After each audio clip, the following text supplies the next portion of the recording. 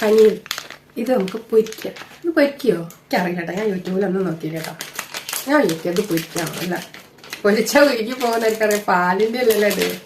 പാലിൽ നിന്ന് എടുത്തിട്ടുണ്ടാക്കുന്ന സംഭവമല്ല. എന്താവും ഒന്നും അറിയില്ല. നമുക്കൊന്ന് ഫ്രൈ ചെയ്യുന്ന സാധനമാണ്. നല്ല കഷ്ണങ്ങളാക്കിയ പനീർ.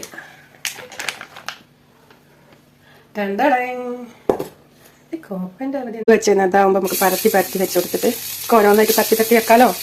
അതുകൊണ്ടാണ് അത് വെച്ചതിന് ശേഷം കാണും. ഞാൻ പരത്തിയിട്ട് പിന്നെ ചീരേക്കും പിടിച്ച് നന്നായിട്ട് വാരിയിട്ട് നമ്മളെ മുളകും പൊടി ഇതിൽ പിടിക്കട്ടെ. അങ്ങനെ നമുക്ക് ഇങ്ങനെയൊക്കെ പരത്താം. ഇനി നമ്മൾ ഗ്യാസ് ഓൺ ആക്കാം.